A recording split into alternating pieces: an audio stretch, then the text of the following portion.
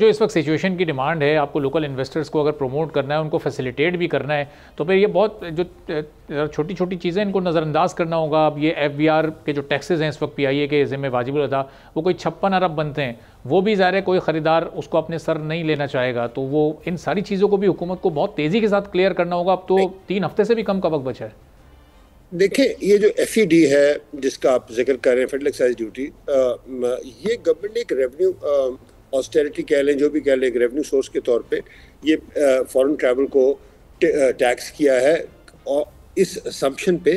कि या अगर जो लोग अमीर लोग जो लग्जरी के तौर पे टिकट लेते हैं, तो अगर वो 6 लाख का बिजनेस क्लास का टिकट लेते हैं तो ऊपर 2 लाख अगर मिसाल के तौर पे वो एक्साइज ड्यूटी देते हैं तो उनको कोई फ़र्क नहीं पड़ेगा। तो प्रोग्रेसिव टैक्सेशन के पॉइंट ऑफ व्यू से ये चीज़ समझ में आती है। लेकिन हमारे आपको पता है बहुत ज़्यादा जो तादाद लोगों की ट्रैवल करने वाली वो है जो हमारा डायस्पोरा या जो हमारे जो लोग ओवरसीज एक्सपेट्रिएट्स हमारे काम करने जाते हैं,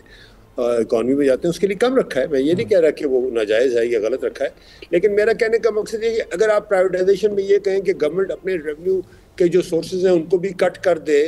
तो ये फिर आप बैठ के एक दिन में स्टडी कर लें कि जो नेट प्रेजेंट वैल्यू है इन सारे फिस्कल बेनिफिट्स की जो वो मांग रहे हैं उनको दिया जाएगा, तो आज के दिन में हम कितने पैसे उनको साथ दे रहे हैं। ये भी कोई, मुझे इस पे भी एतराज़ नहीं है कि गवर्नमेंट PIA भी दे और साथ उनको पैसे भी दे दे, मुझे इस पे भी कोई एतराज़ नहीं है, लेकिन वो ट्रांसपेरेंसी के साथ हो, बिल्कुल ट्रांसपेरेंटली हो कि जी गवर्नमेंट ने, सरकार ने फलां ग्रुप को ट्रांसपेरेंटली PIA भी दी, साथ इतने अरब रुपए भी दे दिए, लेकिन क्या हुआ कि वो उसमें कोई फ्रॉड नहीं है, कोई चक्कर नहीं है, कोई ऐसी चीज़ नहीं है जिसकी वजह से कल को कोई वो उसके ऊपर उंगलियां उठाए। और उसके बाद अगर वो PIA अल्लाह करे कि वो साल के 100 अरब बनाएगी तो 30 अरब टैक्स भी तो आएगा ना। तो लेकिन वो करने के लिए फिर आपको एक तो इन्वेस्टर पे शक करना ख़त्म करना होगा, सरकारी अफसरों पे भी शक नहीं करना चाहिए, लेकिन जो भी हो वो अबव बोर्ड हो, सामने सामने और कागज़ के ऊपर हो, ताकि किसी किस्म का इबाम ना रहे। क्योंकि जुबैर साहब, ये इस केस को दुनिया के सामने एक टेस्ट केस के तौर पर लेकर चलना है ना, क्योंकि आगे एक लंबी फहरिस्त है इदारों की प्राइवेटाइजेशन की। तो उसमें जो PIA किस अंदाज से और कितने दिनों में, कितनी कॉम्प्लिकेशंस के बाद प्राइवेटाइज हुआ, ज़ाहिर है आगे लोकल इन्वेस्टर्स की भी इस पर नज़र होगी, इस पर इंटरनेशनल इन्वेस्टर्स भी अगर उनकी दिलचस्पी होगी तो वो भी देखेंगे कि कितना आसानी के साथ, कितनी फैसिलिटेशन के साथ हुकूमत ने ये चैप्टर क्लोज़ किया है। तो इस पूरे सिनेरियो में इसकी बहुत ज़्यादा इंपॉर्टेंस है, क्योंकि आगे एक लंबी लिस्ट है इदारों की जिनको प्राइवेटाइज होना है। जी, ये अगर तकनीकी एतबार से देखा जाए या स्ट्रेटिजिक एतबार से देखा जाए तो जाहिर बात है PIA की प्राइवेटाइजेशन जो है वो एक इम्पॉर्टेंट एक बहुत ही अहम ट्रांजैक्शन है। लेकिन मैं ये कह रहा हूँ कि उसको अगर नीयत की सफाई हो, जो कि अल्लाह बेहतर जानता है, मैं उसके ऊपर कोई कमेंट नहीं करूँगा, लेकिन अगर नीयत की सफाई हो तो फॉर एग्जांपल आप PIA को कहें कि भाई आप आज से बिकने तक आप अपने हाल पे हैं, तो एक तरफ आपने 600 अरब रुपए का या 625 अरब रुपए का डेट जो है वो टैक्स पेयर को ट्रांसफ़र कर दिया, लेकिन दूसरी तरफ जहाज़ों के जो खड़े हुए हैं 777 के, कुछ 777 के और कुछ 320 के जहाज़ हैं, उनके अगर आप इंजन ना खरीद सकें या लैंडिंग गियर ना खरीद सकें और उस वजह से वो जहाज़ खड़े हो, तो वो भी एक तरीके से होने वाली मुतवक्का प्राइवेटाइजेशन जो है उसके ऊपर एक सवालिया निशान खड़ा करती है। तो मेरी दरख्वास्त ये है कि भले ये फॉर्म 45 की हुकूमत है या जो भी है, लेकिन खुदारा आपके अपने इस एक्शन से तो ऐसे इजहार करें कि आइंदा आने वाली ट्रांजैक्शन जिनमें भले अल्लाह करे रेलवेज हो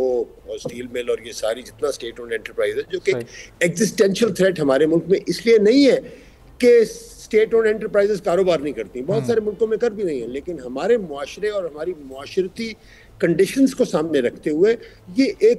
एक बहुत ही अनफेयर एक्सपेक्टेशन, उम्मीद है कि हमारा निज़ाम, अदालती निज़ाम और माशरती निज़ाम अगले एक साल में ऐसा हो जाएगा। ना हम इस हुकूमत की नीयत पे शक करते हैं, ना आपकी जो पाकिस्तान तहरीक इंसाफ का जो दौर रहा है ना उस पर शक करते हैं, लेकिन एक मिनिस्ट्री है प्राइवेटाइजेशन की जो कि 2017 नून लीग के जो आखिरी अयाम चल रहे थे हुकूमत के, उस दौर में फॉर्म हुई अगस्त 2017 में, और पाकिस्तान तहरीक इंसाफ के दौर में भी वो मिनिस्ट्री काम करती रही। हम कारकर्दगी तो परख सकते हैं कि ये 7 सालों में एक भी इदारे को प्राइवेटाइज करने में मिनिस्ट्री कामयाब नहीं हो सकी, तो ये 7 साल से चलने वाली इस मिनिस्ट्री का भी फ़ायदा क्या है, जिसमें ज़ाहिर है आपकी हुकूमत के भी 4.25 साल शामिल रहे। मैं आपकी इस बात से, देखें, कभी भी मैं जो हकीकत पसंद, जो वो अनफेयर बात होगी कि बंदा अपने हकीकत से आंखें चुराए, ठीक बात है। मैं अपने दिफा में जो आर्गूमेंट पेश करूंगा वो इस या पिछली हुकूमतों को भी लागू होगा। देखिए, हमारे मुल्क में जब एक्सट्रीम की शिद्दत की सियासी इंस्टेबिलिटी यानी कि गैर यकीनी होगी तो आने वाला इन्वेस्टर भी घबराएगा। और जो आपने बड़ी बिग टिकट ट्रांजैक्शंस में जैसे रिक्विटिक वगैरह की मैंने बात की,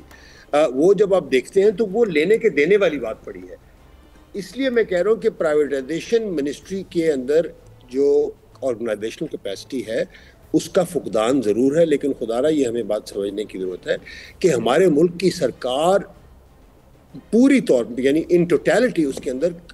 कैपेसिटी का शदीद फुकदान है। और ये फुकदान आज का नहीं है, ये एक एंडेमिक इशू है जो कि मुसलसल चला आ रहा है। 18वीं तरमीम के बाद से डुप्लीकेशन ऑफ रिसोर्सेज जो है प्रोविंशियल गवर्नमेंट्स में और फेडरल गवर्नमेंट में, उसमें भी अगर आप देखते हैं तो ये बहुत सारे मसाइल हैं। आप रेलवेज को देख लें, आप और पावर सेक्टर को देख लें, ये एग्जिस्टेंशियल थ्रेट्स इसलिए हैं कि इसमें प्राइवेटाइजेशन की मिनिस्ट्री कुछ स्टैंड अलोन बेसिस पे